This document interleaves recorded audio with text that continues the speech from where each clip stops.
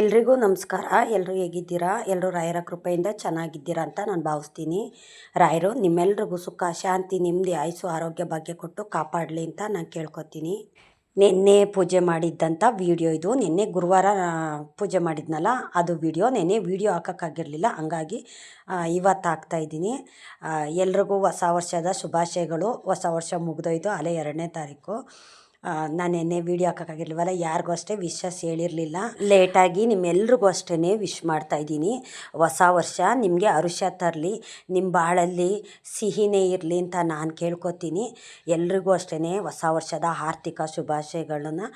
ನನ್ನ ಯೂಟ್ಯೂಬ್ ಜರ್ನಿನಲ್ಲಿ ಯಾರ್ಯಾರು ನನ್ನ ಜೊತೆಗಿದ್ದೀರಾ ಎಲ್ರಿಗೂ ಅಷ್ಟೇ ನನ್ನ ಯೂಟ್ಯೂಬ್ ಟೀಮ್ಗೆ ಹೊಸ ವರ್ಷದ ಶುಭಾಶಯಗಳನ್ನ ತಿಳಿಸ್ತಾ ಇದ್ದೀನಿ. ನನಗೆ ಸುಮಾರು ಜನ ನನಗೆ ಕಮೆಂಟಲ್ಲಿ ತಿಳಿಸಿದ್ರಿ, ಹೊಸ ವರ್ಷದ ಶುಭಾಶಯಗಳನ್ನ ಸುಮಾರು ಜನ ನನಗೆ ಹೇಳಿದ್ರಿ. ನಾನು ವೀಡಿಯೋದಲ್ಲಿ ಹೇಳೋಕ್ಕಾಗಿರಲಿಲ್ಲ, ಒಂದು ದಿವಸ ಲೇಟಾಗಿ ಹೇಳ್ತಾ ಇದ್ದೀನಿ ಅಂತ ಯಾರು ಅಷ್ಟೇ ಬೇಜಾರು ಮಾಡ್ಕೊಳ್ಳೋದಕ್ಕೆ ಹೋಗ್ಬೇಡಿ. ಕಾರಣಾಂತರಗಳಿಂದ ನಾನು ನಿನ್ನೆ ವೀಡಿಯೋ ಹಾಕೋಕ್ಕಾಗಿರಲಿಲ್ಲ. ನಿನ್ನೆ ನಾನು ರಾಯರ ಮಠಕ್ಕೆ ಹೋಗಿದ್ದು ಬಂದಿದ್ದಂಥದ್ದು, ಮತ್ತು ವಿಷ್ಣು ದೇವಸ್ಥಾನಕ್ಕೆ, ಆಂಜನೇಯ ದೇವಸ್ಥಾನಕ್ಕೆ, ಏಕೆಂದರೆ ಹೊಸ ವರ್ಷ ಅಲ್ವಾ, ದೇವಸ್ಥಾನಗಳಿಗೆ ಹೋಗಿ ಪೂಜೆನೆಲ್ಲ ಮಾಡಿಸ್ಕೊಂಡು ಬಂದೆ. ನಾನು ರಾಯರ ಮಠಕ್ಕೆ ಹೋದೆ. ರಾಯರ ಮಠಕ್ಕೆ ಹೋಗಿ ದೀಪ ಬೆಳಗ್ಬಿಟ್ಟು ಬಂದೆ. ನಮ್ಮ ಮನೆ ಹತ್ರ ಇರೋ ಅಂಥ ರಾಯರ ಮಠಕ್ಕೆ ಹೋಗಿದ್ದು ನಾನು. ನೀವೆಲ್ಲ ರಾಯರ ಮಠಕ್ಕೆ ಹೋಗಿ ರಾಯರ ಹತ್ರ ನಿಮ್ಮ ಸುಖ ದುಃಖ ಎಲ್ಲನೂ ಸಹ ಕೇಳ್ಕೊಂಡು ಬಂದಿದ್ದೀರ ಅಂತ ನಾನು ಭಾವಿಸ್ತೀನಿ. ನಿಮ್ಮೆಲ್ರಿಗೂ ಇನ್ನೊಂದು ಸತಿ ನಾನು ಹೇಳ್ತೀನಿ, ನಿಮ್ಮೆಲ್ರಿಗೂ ಸಹ ಸುಖ ಶಾಂತಿ ನೆಮ್ಮದಿ ಕೊಟ್ಟು ಆ ಭಗವಂತ ಕಾಪಾಡಲಿ ಅಂತ ನಾನು ಕೇಳ್ಕೊತೀನಿ. ಸುಮಾರು ಜನ ರಾಯರನ್ನ ಅಷ್ಟು ನಂಬಿದ್ದಾರೆ, ಅಷ್ಟು ಇದು ಮಾಡಿದ್ದಾರೆ.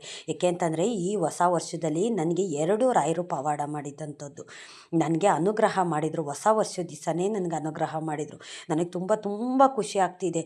ನಿನ್ನೆ ಹೊಸ ವರ್ಷ ಅಳಬಾರ್ದು ಅಂದ್ಕೊಂಡಿದ್ದೆ, ಆದರೆ ಖುಷಿಗೆ ನನ್ನ ತಂದೆ ಮುಂದೆ ಕೂತ್ಕೊಂಡು ನಾನು ಹತ್ಬಿಟ್ಟೆ. ನಾನು ಏನು ಅಂತ ಗೊತ್ತಾಗಲಿಲ್ಲ. ಖುಷಿಗೂ ಕಣ್ಣಲ್ಲಿ ನೀರು ಬರುತ್ತೆ, ಮತ್ತು ದುಃಖಕ್ಕೂ ಬರುತ್ತೆ ಅಲ್ವಾ.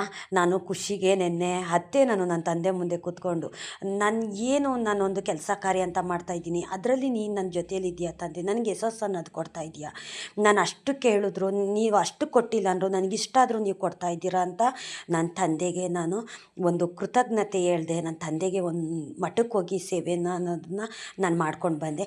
ಇನ್ನೊಂದು ಏನಪ್ಪ ಅಂತಂದರೆ, ಈಗ ನಾವು ಹೇಳ್ತೀವಲ್ಲ, ನಮ್ಗೆ ಯಾರಾದರೂ ಅಯ್ಯೋ ಅನಿಸಿದರೆ, ನಮ್ಮ ಕಣ್ಣಲ್ಲಿ ನೀರು ಹಾಕ್ಸಿದ್ರೆ, ನಮ್ಮ ಹೊಟ್ಟೆ ಉರಿಸಿದ್ರೆ, ನಾವು ದೇವ್ರ ಮುಂದೆ ಕೂತ್ಕೊಂಡು ಅಳ್ತೀವಿ.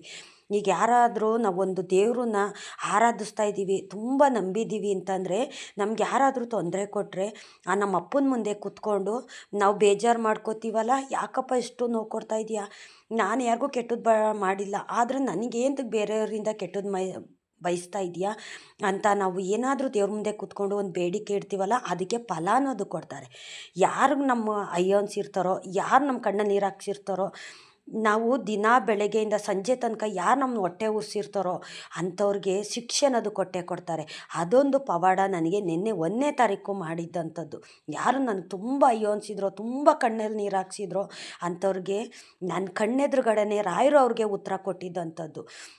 ನಾನು ಅವ್ರಿಗೆ ರಾಯರು ದೇವತೆಗಳು ಶಿಕ್ಷೆ ಕೊಟ್ಟರು ಅಂತ ನಾನು ಹೇಳ್ತಾ ಇಲ್ಲ, ಆದರೆ ಮನುಷ್ಯರು ಅರ್ಥ ಮಾಡ್ಕೋಬೇಕು. ಒಬ್ರಿಗೆ ಕಷ್ಟ ಕೊಟ್ಟರೆ ನಾಳೆ ನಮಗೆ ತಿರುಗಿಸಿ ಭಗವಂತ ಕಷ್ಟ ಕೊಡ್ತಾನೆ ಅನ್ನೋದಕ್ಕೆ ಇದು ಸಾಕ್ಷಿ. ಇದು ನಿನ್ನೆ 1ನೇ ತಾರೀಕು ಹೊಸ ವರ್ಷ ನನಗೆ 2 ಪವಾಡ ಮಾಡಿದ್ರು.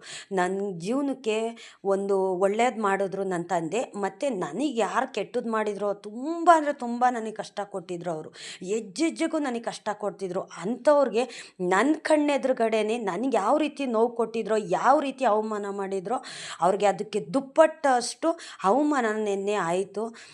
ನಾನು ನನ್ನ ತಂದೆ ಮುಂದೆ ಕೂತ್ಕೊಂಡು ನಾನು ಅದನ್ನೇ ಬೇಡಿಕೆ ಅನ್ನೋದಿಟ್ಟೆ. ಅಪ್ಪ ನೀನು ಇದ್ದೀಯಾ, ಕೆಲವೊಂದು ಟೈಮಲ್ಲಿ ನನಗೆ ತುಂಬ ಕಷ್ಟ ಬಂದಾಗ ನೀವಿದ್ದೀರಾ, ಇಲ್ಲ ನೀವಿದ್ದಿದ್ರೆ ನನ್ನ ಕಷ್ಟನೆಲ್ಲ ನೀವು ನೋಡ್ತಿದ್ರಿ, ಕೇಳಿಸ್ಕೊತಿದ್ರಿ, ನನಗೆ ನೀವು ಒಳ್ಳೇದು ಮಾಡ್ತಿದ್ರಿ, ನನಗೆ ಯಾರು ಕಷ್ಟ ಕೊಡ್ತಿದ್ದಾರೋ ಅವರು ನೀವು ನೋಡ್ಕೋತಿದ್ರಿ, ನಾನು ದುಡಿಮೆಗೆ ಒಂದು ಫಲ ಅನ್ನೋದು ನೀವು ಕೊಡ್ತಿದ್ರಿ. ಆದರೆ ನನಗೇನು ನೀವು ಒಳ್ಳೇದು ಮಾಡ್ತೀರ ಅಂತ ಕೆಲವೊಂದು ಟೈಮಲ್ಲಿ ಕೂತ್ಕೊಂಡು ನಾವು ದೇವ್ರ ಮುಂದೆ ಕೂತ್ಕೊಂಡು ಅಳ್ತೀವಲ್ಲ, ಇಲ್ಲ ಆ ಟೈಮ್ಗೆ ನಮ್ಗೆ ಒಳ್ಳೇದು ಮಾಡಿಲ್ಲ ಅಂತಂದ್ರೂ ಟೈಮ್ಗೋಸ್ಕರ ಕಾಯ್ತಿರ್ತಾರೆ ದೇವ್ರುಗಳು, ಟೈಮ್ಗೋಸ್ಕರ ಕಾಯ್ತಿರ್ತಾರೆ. ಇವತ್ತು ನಮ್ಗೆ ಅವ್ರು ಕೆಟ್ಟದ್ದು ಮಾಡಿದ್ರು ಅಂದರೆ ನಾಳೆನೇ ಅವ್ರು ಕೆಟ್ಟದ್ದು ಮಾಡಬೇಕು ಅಂತಿಲ್ಲ, ಸ್ವಲ್ಪ ಟೈಮ್ ತೊಗೋತಾರೆ, ಕಾಯಬೇಕು ನಾವು. ಕರ್ಮ ಯಾರನ್ನು ಅಷ್ಟೇ ಬಿಡೋದಿಲ್ಲ ಅನ್ನೋದಕ್ಕೆ ನಿನ್ನೆ ನನ್ನ ತಂದೆ ನನಗೆ ಮಾಡಿದಂಥ ಪವಾಡ. ಹೊಸ ವರ್ಷ ನನಗೆ ತುಂಬ ಖುಷಿಯಾಯಿತು. ಆ ತುಂಬ ಖುಷಿನಲ್ಲಿ ನಾನು ನನ್ನ ತಂದೆ ಮುಂದೆ ಕೂತ್ಕೊಂಡು ನಾನು ಅತ್ತೆ, ನೀನಿದ್ದೀಯಾ ತಂದೆ, ನಾನು ಎಷ್ಟು ನಂಬಿದ್ದೀನೋ ಅಷ್ಟು ನನಗೆ ನೀವು ಅನುಗ್ರಹ ಮಾಡ್ತಾಯಿದ್ದೀರ ಭಗವಂತ. ನನ್ನ ಬಾಳಿನುದ್ದಕ್ಕೂ ನನ್ನ ಜೊತೇಲಿ ನೀವು ಇರಬೇಕು ತಂದೆ. ನನ್ನಿಂದ ಯಾರಿಗೂ ಕೆಟ್ಟದ್ದು ಮಾಡಿಸ್ಬೇಡ. ನನ್ನಿಂದ ಒಂದು ಕೆಟ್ಟ ಮಾತು ಸಹ ಯಾರಿಗೂ ಬರಬಾರ್ದು. ನಾನು ಮಾತಾಡೋ ಮಾತಿಂದ ಯಾರಿಗೂ ಮನ್ಸಿಗೆ ನೋವಾಗಬಾರ್ದು. ಆ ರೀತಿ ನನ್ನಲ್ಲಿ ಇದ್ಕೊಂಡು ನನ್ನ ತಿದ್ದಿ ಬುದ್ಧಿ ನನ್ನ ಒಂದು ಒಳ್ಳೆ ದಾರಿಲಿ ಕರ್ಕೊಂಡೋಗು ಭಗವಂತ ಅಂತ ನಾನು ಇಷ್ಟನ್ನೇ ನಾನು ಕೇಳ್ಕೊಳ್ಳೋದು. ನಾನು ಯಾರಿಗೂ ಕಷ್ಟ ಕೊಡೋದಿಲ್ಲ. ನನಗೆ ಕಷ್ಟ ಕೊಡೋರನ್ನ ನೀನೇ ನೋಡ್ಕೋ ತಂದೆ ಅಂತ ನನ್ನ ತಂದೆ ಮುಂದೆ ಕೂತ್ಕೊಂಡು ನಾವು ಕಣ್ಣೀರು ಹಾಕ್ಬಿಟ್ರೆ ಅದನ್ನು ತಟ್ಟಂತ ಉತ್ತರ ಕೊಟ್ಟೇ ಕೊಡ್ತಾರೆ. ಏಕೆ ಅಂತಂದರೆ ಸ್ವಲ್ಪ ದಿನ ಕಾಯಬೇಕು. ಸ್ವಲ್ಪ ದಿನ ಕಾಯಿದ್ರೆ ಖಂಡಿತ ಉತ್ತರ ಅನ್ನೋದು ಕೊಟ್ಟೇ ಕೊಡ್ತಾರೆ. 1 ವರ್ಷ ಕಾಯ್ತೀವೋ 2 ವರ್ಷ ಕಾಯ್ತೀವೋ, ಆದರೆ ಕರ್ಮ ಅನ್ನೋದು ಯಾರನ್ನೂ ಅಷ್ಟೇ ಬಿಡೋದಿಲ್ಲ. ಕೆಲವೊಬ್ಬರು ಹೇಳ್ತೀರಾ, ನಮಗೆ ಮೋಸ ಮಾಡಿದವರು ನಮ್ಮ ಕಣ್ಣೆದುರುಗಡೆ ಚೆನ್ನಾಗೇ ಇದ್ದಾರೆ, ಆದರೆ ಅವ್ರ ಕರ್ಮ ಯಾವತ್ತು ನಮ್ಮ ಕಣ್ಣೆದುರುಗಡೆ ನಾವು ನೋಡ್ತೀವಿ. ನಮಗೆ ತುಂಬಾ ನೋವು ಕೊಡ್ತಿದ್ದಾರೆ, ನಮ್ಮ ಋಣ ತಿಂತಿದ್ದಾರೆ, ನಮಗೆ ಚುಚ್ಚಿ ಮಾತಾಡ್ತಿದ್ದಾರೆ, ನಾವು ಜೀವನ ಮಾಡೋದಕ್ಕೂ ಅಷ್ಟೇ ತುಂಬಾ ಕಷ್ಟ ಆಗ್ತಿದೆ ಅಂತ ಸುಮಾರು ಜನ ಒಬ್ಬೊಬ್ರಿಗೆ ಒಂದೊಂದು ಥರ ಪರಿಸ್ಥಿತಿ ಇರುತ್ತೆ. ಏಕೆಂತಂದರೆ ದೇವರು ಕಷ್ಟ ಕೊಡೋ ಒಂದು ರೀತಿ ಆದರೆ ಜನ ಕೊಡೋ ಕಷ್ಟ ತಡ್ಕೊಳಕ್ಕಾಗೋದಿಲ್ಲ. ದೇವರು ಕಷ್ಟ ಕೊಟ್ಟರೆ ಅದಕ್ಕೆ ಪರಿಹಾರ ಅನ್ನೋದು ಕೊಡ್ತಾರೆ. ಅದಕ್ಕೆ ಇವತ್ತು ಕಷ್ಟ ಕೊಟ್ಟರೆ ನಾಳೆ ಒಳ್ಳೇದು ಮಾಡ್ತಾರೆ. ಕಷ್ಟ ಕೊಟ್ರು ಅವ್ರ ಜೊತೆಗೆ ಇರ್ತಾರೆ. ಅವ್ರನ್ನ ಕೆಳಗೆ ಬೀಳೋದಕ್ಕೆ ಯಾವತ್ತೂ ಅಷ್ಟೇ ದೇವ್ರು ಬಿಡೋದಿಲ್ಲ. ಆದರೆ ಜನ ಕೊಡೋ ಕಷ್ಟ ನಿಜವಾಗ್ಲೂ ತಡ್ಕೊಳಕ್ಕಾಗೋದಿಲ್ಲ. ಯಾವ್ಯಾವ ರೀತಿ ಕಷ್ಟ ಕೊಡ್ತಾರೆ ಅಂದರೆ ನಿಜವಾಗ್ಲೂ ಜೀವನನೇ ಮಾಡೋಕ್ಕಾಗೋದಿಲ್ಲ. ಇರಲೇಬಾರ್ದಪ್ಪ ನಾವು, ಇವ್ರು ಇಷ್ಟೊಂದು ಕಾಟ ಕೊಡ್ತಿದ್ದಾರೆ, ನಾವು ಇರಲೇಬಾರ್ದು ಅಂತ ಕೆಟ್ಟ ನಿರ್ಧಾರ ಮಾಡೋ ತನಕನೂ ಜನ ತಂದುಬಿಡ್ತಾರೆ. ಅಂಥವ್ರಿಗೆಲ್ಲ ಕರ್ಮ ಅನ್ನೋದು ಬಿಡೋದಿಲ್ಲ. ನಾನು ಎಷ್ಟು ದೇವ್ರುಗಳನ್ನ ನಂಬಿದ್ದೀನೋ ಅಷ್ಟು ದೇವ್ರುಗಳು ಶಿಕ್ಷೆ ಕೊಟ್ಟೇ ಕೊಡ್ತಾರೆ ಅನ್ನೋದಕ್ಕೆ ಇದೊಂದು ಉದಾಹರಣೆ. ನಾನು ತುಂಬಾ ನೋವಲ್ಲಿದ್ದೆ ನಾನು. ಏಕೆಂತಂದರೆ ಅವ್ರು ಕೊಡೋ ನೋವು ನನಗೆ ತಡ್ಕೊಳಕ್ಕಾಗ್ತಿರ್ಲಿಲ್ಲ. ನನಗೆ ಯಾರ ಕಡೆಯಿಂದನೂ ಅಷ್ಟೇ ನೋವು ಅನ್ನೋದು ಬರ್ತಿರ್ಲಿಲ್ಲ. ಆದರೆ ಕೆಲವೊಬ್ಬರು ನಾನು ಚೆನ್ನಾಗಿರೋದು ಸಹಿಸ್ಕೊತಿರ್ಲಿಲ್ಲ. ನಾನು ಚೆನ್ನಾಗಿರೋದು ಸಹಿಸ್ಕೊಳ್ದಿರ ನನಗೆ ಹೆಜ್ಜೆಗೂ ಅಷ್ಟೇ ನೋವು ಕೊಡೋದು, ನಾನು ನಡೆಯೋ ಹಾದಿಗೆ ಮುಳ್ಳಾಕೋದು, ಕಲ್ಲು ಮುಳ್ಳಾಕೋದು, ಈ ಥರ ಎಲ್ಲ ಮಾಡ್ತಿದ್ರು. ಆದರೆ ಕರ್ಮ ಅನ್ನೋದು ಯಾರನ್ನೂ ಬಿಡೋದಿಲ್ಲ ಅನ್ನೋದಿಗೆ ಇದೇ ಸಾಕ್ಷಿ. ನನಗೆ ತುಂಬಾ ದೇವ್ರ ಮೇಲೆ ನಂಬಿಕೆ ಅನ್ನೋದಿದೆ. ಏಕೆಂತಂದರೆ ನಾನು ಕೇಳ್ಕೊತೀನಿ, ಇವತ್ತು ನೀನು ಕಷ್ಟ ಕೊಡ್ಬೋದು, ಆದರೆ ನಾಳೆ ನನ್ನ ಕೈ ಹಿಡ್ದು ನಡೆಸ್ತೀಯ. ಅವ್ರೇನೇ ಕಷ್ಟ ಕೊಟ್ಟರು ನನ್ನ ಜೊತೆ ನೀನು ಇರಬೇಕು ತಂದೆ. ನನಗೆ ಕಷ್ಟ ಕೊಡೋರನ್ನ ನೀನೇ ನೋಡ್ಕೋಬೇಕು. ಅವ್ರಿಗೆ ನೀನು ಉತ್ತರ ಕೊಡಬೇಕು, ನಾನು ಉತ್ತರ ಕೊಡೋದಿಲ್ಲ. ಏಕೆಂತಂದರೆ ಮನುಷ್ಯರಿಗೆ ಒಂದು ಕಷ್ಟ ಕೊಡೋದ್ರಿಂದ ಮರಕ್ಕಿಂತ ದೊಡ್ಡದಿರುತ್ತಲ್ಲ, ಹಾಗೆ ನಾವೊಂದು ರೀತಿ ಮುಂದುವರೆದ್ರೆ ಅವರು ಒಂದು ರೀತಿ ಮುಂದುವರಿತಾರೆ. ನಿಮ್ಗೇನೇ ಒಂದು ಕಷ್ಟ ಬತ್ತಾ ದೇವ್ರ ಮುಂದೆ ಕೂತ್ಕೊಂಡು ಹೇಳ್ಕೊಳ್ಳಿ, ತಂದೆ ಶ್ರೀಕೃಷ್ಣ ಪರಮಾತ್ಮನ ಮುಂದೆ ಕೂತ್ಕೊಂಡು ಹೇಳ್ಕೊಳ್ಳಿ, ರಾಯರ ಮುಂದೆ ಕೂತ್ಕೊಂಡು ಹೇಳ್ಕೊಳ್ಳಿ, ನಿಮ್ಮ ಮನೆ ದೇವ್ರ ಮುಂದೆ ಕೂತ್ಕೊಂಡು ಹೇಳ್ಕೊಳ್ಳಿ, ಖಂಡಿತ ಅನುಗ್ರಹ ಮಾಡೇ ಮಾಡ್ತಾರೆ. ಇವತ್ತು ನಿಮ್ಗೆ ಯಾರು ನೋವು ಕೊಡ್ತಿದ್ದಾರೋ ಅವರು ನೋವು ಪಡೋದು ನಿಮ್ಮ ಕಣ್ಣೆದುರುಗಡೆನೇ ದೇವ್ರು ತೋರಿಸ್ತಾರೆ. ಕಾಲ ಒಂದೇ ರೀತಿ ಇರೋದಿಲ್ಲ.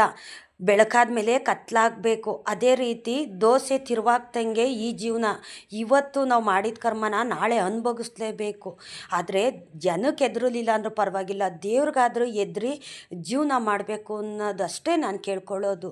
ಏಕೆ ಯಾರ ಗಂಟು ಯಾರು ತಿನ್ನೋಕೆ ಹೋಗೋದಿಲ್ಲ. ಆದರೆ ಬೇರೆಯವ್ರ ಗಂಟು ತಿನ್ನೋದಕ್ಕೆ ಅಂತಲೇ ಸುಮಾರು ಜನ ಕಾಯ್ಕೊಂಡಿರ್ತಾರೆ. ಅವರು ಎಷ್ಟು ಕಷ್ಟಪಟ್ಟು ಜೀವನದಲ್ಲಿ ಮುಂದೆ ಅನ್ನೋದು ಬಂದಿರ್ತಾರೆ. ಆದರೆ ಅವ್ರ ಜೀವನ ಮಾಡೋದು ಇವ್ರು ಸಹಿಸ್ಕೊಳ್ಳೋದಿಲ್ಲ, ಅವ್ರ ಏಳಿಗೆ ಇವ್ರು ಸಹಿಸ್ಕೊಳ್ಳೋದಿಲ್ಲ ಅಲ್ವಾ. ಅವ್ರು ಚೆನ್ನಾಗಿರೋದನ್ನ ನಾವೇನಾದರೂ ಆ ಥರ ಒಂದು ಕೆಟ್ಟದಾಗಿ ಬಯಸ್ತೀವ? ಇಲ್ಲ. ಮತ್ತು ನಮಗೇಂತಕ್ಕೆ ಕಷ್ಟ ಕೊಡ್ತಾರೆ ಅಂತ ದೇವ್ರ ಮುಂದೆ ಕೂತ್ಕೊಂಡು ಕೇಳ್ಕೊಂಡಾಗ ತಟ್ಟಂತ ಅನುಗ್ರಹ ಮಾಡೇ ಮಾಡ್ತಾರೆ. ಆದರೆ ಅವರು ಕಷ್ಟ ಕೊಡಬೇಕಾದ್ರೂ ನಮ್ಮ ಜೊತೆ ದೇವತೆಗಳು ಇದ್ದೇ ಇರ್ತಾರೆ. ಆದರೆ ಬೇಗ ನಮಗೆ ಅನುಗ್ರಹ ಆಗಬೇಕು, ನಮಗೆ ಕಷ್ಟ ಕೊಟ್ಟವರು ಕರ್ಮ ನಮ್ಮ ಕಣ್ಣೆದುರುಗಡೆನೇ ನೋಡ್ತೀವಿ ಅನ್ನೋದಾಯಿತು ಅಂತಂದರೆ ನ್ಯಾಯ, ನೀತಿ, ಸತ್ಯ, ಧರ್ಮ ಇದನ್ನೆಲ್ಲ ಕರೆಕ್ಟಾಗಿ ಯಾರು ಪಾಲಿಸ್ತಾರೋ ಅವ್ರಿಗೆ ಆದಷ್ಟು ಬೇಗ ಅನುಗ್ರಹ ಅನ್ನೋದು ಮಾಡೇ ಮಾಡ್ತಾರೆ. ಏಕೆಂತಂದರೆ ಅವರೇನೋ ಮಾಡಿದ್ರು ಅಂತ ನಾವೇನೋ ಮಾಡೋಕ್ಕೋಯ್ತು ಅಂತಂದರೆ ಯಾವ ದೇವರು ಅಷ್ಟೇ ಅನುಗ್ರಹ ಬೇಗ ಮಾಡೋದಿಲ್ಲ. ಅವ್ರು ಕಷ್ಟ ಕೊಟ್ಟರು ಅಂತ ನೀನೇ ಕಷ್ಟ ಕೊಡ್ತಾ ಇದೆಯಲ್ಲ, ಅವ್ರ ಉತ್ತರ ನೀನೇ ಕೊಡ್ತಾ ಇದೆಯಲ್ಲ, ಮತ್ತು ನನ್ನ ಹತ್ರ ಏನಕ್ಕೆ ಬೇಡಿಕೆ ಇಟ್ಟಿದೆಯಾ, ನೀನೇ ಸರಿ ಮಾಡ್ಕೊ ಅಂತ ದೇವ್ರುಗಳು ಅಷ್ಟೇ ಕೈ ಬಿಟ್ಬಿಡ್ತಾರೆ. ಅವ್ರು ಎಷ್ಟು ನೋವು ಕೊಡ್ತಾರೆ ಕೊಡಲಿ, ಆದರೆ ದೇವ್ರು ಇದ್ದಾರಲ್ವಾ, ಇಡೀ ಬ್ರಹ್ಮಾಂಡನೇ ಆಳೋ ನನ್ನ ತಂದೆ ಶ್ರೀಕೃಷ್ಣ ಪರಮಾತ್ಮ ಇದ್ದಾರಲ್ವಾ, ಅವ್ರ ಹತ್ರ ನಿಮ್ಮ ಕಷ್ಟ ಹೇಳ್ಕೊಳ್ಳಿ, ಖಂಡಿತ ಅನುಗ್ರಹ ಮಾಡೇ ಮಾಡ್ತಾರೆ. ನನಗೆ ಹೇಳ್ಕೊಳ್ಳೋಕ್ಕೂ ಆಗ್ತಿರ್ಲಿಲ್ಲ, ಕಣ್ಣಲ್ಲಿ ನೀರು ಸಹ ಬರ್ತಿರ್ಲಿಲ್ಲ. ಅಷ್ಟು ನೋವು ಕೊಡೋರು, ನನಗೆ ಅಷ್ಟು ಹಿಂಸೆ ಕೊಡೋರು. ಆದರೆ ಒಂದಲ್ಲ ಒಂದು ದಿವಸ ಅಂಥವ್ರಿಗೆಲ್ಲ ಉತ್ತರ ಕೊಟ್ಟೇ ಕೊಡ್ತಾರೆ ನನ್ನ ತಂದೆ ಅಂತ ಒಂದು ನಂಬಿಕೆ ಇತ್ತು. ನಂಬಿ ನಾನು ದೇವ್ರ ಹತ್ರ ನನ್ನ ಕಷ್ಟಲ್ಲೇ ಹೇಳ್ಕೊತಿದ್ದೆ. ಆದಷ್ಟು ಬೇಗ ನಿಮ್ಮ ಕಷ್ಟನೂ ಅಷ್ಟೇ ದೂರ ಮಾಡೇ ಮಾಡ್ತಾರೆ. ಯಾರು ಅಷ್ಟೇ ನಂಬಿಕೆ ಕಳ್ಕೊಳ್ಳೋದಕ್ಕೆ ಹೋಗಬೇಡಿ. ಮೊದಲದಾಗಿ ನಾವು ದೇವ್ರನ್ನ ನಂಬಬೇಕು ಅಷ್ಟೇ. ನಾವು ಕೇಳ್ಕೊಂಡಿದ್ದ ತಕ್ಷಣ ಯಾವುದೇ ದೇವರು ಅಷ್ಟೇ ಅನುಗ್ರಹ ಮಾಡೋದಿಲ್ಲ, ಒಳ್ಳೇದು ಮಾಡೋಕ್ಕಾಗೋದಿಲ್ಲ. ಏಕೆಂತಂದರೆ ನಮ್ಮಲ್ಲಿ ಏನಾದರೂ ಒಂದು ಅಡೆತಡೆ ಇದ್ದರೆ ಅದನ್ನೆಲ್ಲ ತಡೀತಾ ಇರುತ್ತೆ. ಆದರೆ ನಾಳೆ ಕರ್ಮ ಅನ್ನೋದು ಅವ್ರನ್ನ ಬಿಡೋದಿಲ್ಲ. ಇಷ್ಟನ್ನ ನಾವು ಜೀವನದಲ್ಲಿ ಅರ್ಥ ಮಾಡಿಕೊಂಡು ಒಂದು ಜೀವನ ಮಾಡಬೇಕು ಅಷ್ಟೇ. ಇನ್ನೊಂದು ನನಗೆ ಒಳ್ಳೇದು ಮಾಡಿದ್ರು, ಹೊಸ ವರ್ಷದ ದಿವಸನೇ ನನ್ನ ತಂದೆ ನನಗೆ ಒಳ್ಳೇದು ಮಾಡಿದ್ರು ಅಂತ ಅನ್ನೋದಾಯಿತು ಅಂತಂದರೆ, ನನ್ನ ಜೀವನದಲ್ಲಿ ಏನೊಂದು ಕಷ್ಟಪಡ್ತಿದ್ನೋ, ಏನೊಂದು ದುಡಿಮೆಗೆ ನನ್ನ ಮನೆಗೋಸ್ಕರ ನಾನು ಏನೇನಕ್ಕೋಸ್ಕರ ಇಷ್ಟೊಂದು ಕಷ್ಟಪಡ್ತಿದ್ನೋ ಆ ಕಷ್ಟಕ್ಕೆ ನನಗೆ ಫಲ ಅನ್ನೋದು ಕೊಟ್ಟರು ನನ್ನ ತಂದೆ. ನನ್ನ ಕೈ ಹಿಡಿದು ನಾನಿದ್ದೀನಿ, ನೀನು ಎದುರು ಬೇಡ, ನೀನು ಏನೇ ಒಂದು ಕೆಲಸ ಕಾರ್ಯ ಮಾಡ್ತಿದ್ರು ಅದ್ರ ಜೊತೆ ನಾನು ಇರ್ತೀನಿ ಅಂತ ನನಗೆ ನನ್ನ ತಂದೆ ಹೊಸ ವರ್ಷದ ದಿವಸ ನನಗೆ ಅನುಗ್ರಹ ಮಾಡಿದ್ದಂಥದ್ದು ಅಲ್ವಾ. ನಾವು ಏನು ಒಂದು ಕೆಲಸ ಆಗೋದೇ ಇಲ್ಲಪ್ಪ ಅಂತ ಕೈ ಚೆಲ್ಲಿ ಬಿಟ್ಬಿಟ್ಟಿರ್ತೀವಿ, ಅದ್ರ ಕಡೆ ಯೋಚನೆಯೂ ಸಹ ಮಾಡೋದಿಲ್ಲ. ನಾನು ಸುಮಾರು ಸತಿ ಇದು ಯಾಕೋ ನನ್ನ ಕೈ ಹತ್ತುತ್ತಾ ಇಲ್ಲ, ಇದು ನನಗೆ ಸರಿ ಬರ್ತಾ ಇಲ್ವೇನೋ ಅಂತಲೇ ನಾನು ಅನ್ಕೋತಿದ್ದೆ. ಆದರೆ ಅದಾಗೋದೇ ಇಲ್ಲ ಅಂತ ಬಿಟ್ಟಿದ್ದಂಥ ಕೆಲಸನೂ ಸಹ ನನಗೆ ರಾಯರು ನನಗೆ ಅನುಗ್ರಹ ಮಾಡಿಕೊಟ್ರು. ನನಗೆ ಅದೊಂದು ಖುಷಿ ನನಗೆ ಹೇಳ್ಕೊಳಕ್ಕಾಗ್ತಿರ್ಲಿಲ್ಲ. ನನಗೆ ನನ್ನ ತಂದೆ ಮುಂದೆ ಕೂತ್ಕೊಂಡು ನನ್ನ ಕಣ್ಣೀರು ಮುಖಾಂತರ ನಾನು ಹೇಳ್ಕೊಂಡೆ, ನಾನೆಷ್ಟು ನಿನ್ನ ನಂಬಿದ್ದೀನೋ ಆದರೆ ನೀನು ಅಷ್ಟು ನನಗೆ ಅನುಗ್ರಹ ಮಾಡ್ತಿದ್ಯಾ, ಒಳ್ಳೇದು ಮಾಡ್ತಿದ್ಯಾ. ನಾನು ಯಾವತ್ತೂ ಅಷ್ಟೇ ನನ್ನ ಕೊನೆ ಉಸಿರಿರೋ ತನಕ ನಿಮ್ಮನ್ನು ನಾನು ಬಿಡೋದಿಲ್ಲ ತಂದೆ, ನಿಮ್ಮನ್ನು ನಾನು ಮರೆಯೋದಿಲ್ಲ. ನನ್ನ ಜೀವ ಇರೋ ತನಕ ನಿಮ್ಮ ಸೇವೆ ನಾನು ಮಾಡೋ ಅಂಥ ಭಾಗ್ಯ ಕೊಡು ನನಗೆ ರಾಯರೇ ಅಂತ ನಾನಿಷ್ಟು ನನ್ನ ರಾಯರ ಹತ್ರ ಕೇಳಿಕೊಂಡೆ. ನೆನ್ನೆ ವಿಷ್ಣು ದೇವಸ್ಥಾನಕ್ಕೆ ಹೋಗಿದ್ದು ಬಂದೆ, ಮತ್ತು ಆಂಜನೇಯನ ದೇವಸ್ಥಾನಕ್ಕೆ ಹೋದೆ. ನಾನು ಡೈಲಿ ಅಷ್ಟೇ ಆಂಜನೇಯನ ದೇವಸ್ಥಾನಕ್ಕೆ ನಾನು ಹೋಗ್ತಾ ಇರ್ತೀನಿ ನಾನು. ಮತ್ತು ರಾಯರ ಮಠಕ್ಕೆ ಹೋಗಿದ್ದು ಬಂದೆ. ಬೇರೆ ಮಠಗಳ್ಗೆ ಹೋದರೆ ತುಂಬಾ ರಶ್ ಇರುತ್ತೆ, ಏಕೆಂದರೆ ಹೊಸ ವರ್ಷ ಅಲ್ವಾ. ಹಂಗಾಗಿ ನಮ್ಮನೆ ಹತ್ರ ಇರೋವಂಥ ರಾಯರ ಮಠಕ್ಕೆ ಹೋಗಿ ಅಲ್ಲಿ ದೀಪ ಬೆಳಗ್ಬಿಟ್ಟು ಹೆಜ್ಜೆ ನಮಸ್ಕಾರ ಹಾಕಿ ಬಂದೆ. ನೆನ್ನೆ ದಿವಸ ನಾನು ಸುಮಾರು ಜನ ಹೇಳ್ತಾರೆ, ನಾನು ತುಂಬ ವರ್ಷದಿಂದ ರಾಯರ ಪೂಜೆ ಮಾಡ್ತಾಯಿದ್ದೀನಿ, ಒಂದು ಸೇವೆನದು ಮಾಡ್ತಾಯಿದ್ದೀನಿ, ರಾಯರು ಸ್ವಲ್ಪನೂ ಸಹ ಒಂದು ಹುಲ್ಲುಕಡ್ಡಿನೂ ಸಹ ನನಗೆ ಒಳ್ಳೇದು ಮಾಡ್ತಿಲ್ಲ ಅಂತ ಸುಮಾರು ಜನ ಅವ್ರ ನೋವನ್ನೆಲ್ಲ ಹೇಳ್ಕೊತಿದ್ದಾರೆ. ಆರೋಗ್ಯ ಭಾಗ್ಯ ಇಲ್ಲ, ದುಡಿಯೋಕ್ಕೆ ಒಂದು ಶಕ್ತಿ ಅನ್ನೋದು ದೇವ್ರು ಕೊಡ್ತಾ ಇಲ್ಲ. ನಾವು ಏನೇ ಒಂದು ಕೆಲಸ ಮಾಡ್ತಿದ್ರು ಅದರಲ್ಲೆಲ್ಲ ಒಂದು ಸೋಲು ಅನ್ನೋದು ಕೊಡ್ತಿದ್ದಾರೆ. ಕೈಗೆ ಬಂದಿದ್ದು ಬಾಯಿಗೆ ಬರ್ತಿಲ್ಲ, ಯಾಕಿಗೆ ನಮ್ಮ ಜೀವನ ಅಂತ ಸುಮಾರು ಜನ ನಿಮ್ಮ ನೋವನ್ನೆಲ್ಲ ಹೇಳ್ಕೊತೀರಾ. ಇಲ್ಲ, ಇವತ್ತು ದೇವರು ನಿಮ್ಮ ಕೈ ಬಿಟ್ಟಿದ್ದಾರೆ ಅಂತ ನೀವು ತಿಳ್ಕೊಳ್ಳೋದಕ್ಕೆ ಹೋಗಬೇಡಿ. ನಿಮ್ಮ ಕೈ ಹಿಡಿದು ನಡೆಸ್ತಾರೆ. ಜನ ಮೋಸ ಮಾಡಿದ್ರು ದೇವರು ಖಂಡಿತ ಮೋಸ ಮಾಡೋದಿಲ್ಲ. ಆದಷ್ಟು ದೇವ್ರನ್ನ ನಂಬಿ ನಾವು ಇವಾಗಿನ ಕಾಲದಲ್ಲಿ ಇವತ್ತಿದ್ದವರು ನಾಳೆ ಇರೋದು. ಈ ಜೀವನ ನೀರಿನ ಮೇಲೆ ಗುಳ್ಳೆ ಇದ್ದಾಗೆ, ಇವತ್ತಿದ್ದವ್ರು ನಾಳೆ ಇರೋದಿಲ್ಲ. ವೈಕುಂಠ ಏಕಾದಶಿ ದಿವಸ ನನಗೆ ಗೊತ್ತಿದ್ದಂಥವ್ರು ನಮ್ಮ ರಿಲೇಷನವರು 3 ಜನ ತೀರ್ಕೊಂಡ್ರು. ಅವ್ರು ಇನ್ನೂ ಚೆನ್ನಾಗಿ ವಯಸ್ಸಲ್ಲೇ ಇದ್ದಂಥವ್ರು, ಚಿಕ್ಕ ವಯಸ್ಸಿಗೆ ಅವರು ತೀರ್ಕೊಂಡಿದ್ದಂಥದ್ದು. ಹಾಗೆ ಇವತ್ತು ನಾವಿದ್ದವರು ನಾಳೆ ಇರ್ತೀವಿ ಅನ್ನೋದು ಗ್ಯಾರಂಟಿ ಇರೋದಿಲ್ಲ. ಮನೆಯಿಂದ ಹೊರಗಡೆ ಹೋದರೆ ತಿರ್ಗಾ ಮನೆಗೆ ಬರ್ತಾರೆ ಅನ್ನೋ ನಂಬಿಕೆ ಇಲ್ಲ ಈ ಕಾಲದಲ್ಲಿ. ನಾವು ನ್ಯಾಯ, ನೀತಿ, ಧರ್ಮ, ದೇವರು ಅಂತ ಎಷ್ಟು ಪಾಲನೆ ಮಾಡ್ತಾರೋ ಅಂಥವ್ರಿಗೆ ಯಾವತ್ತೂ ಅಷ್ಟೇ ದೇವರು ಕೆಟ್ಟದ್ದು ಅನ್ನೋದು ಮಾಡೋದಿಲ್ಲ.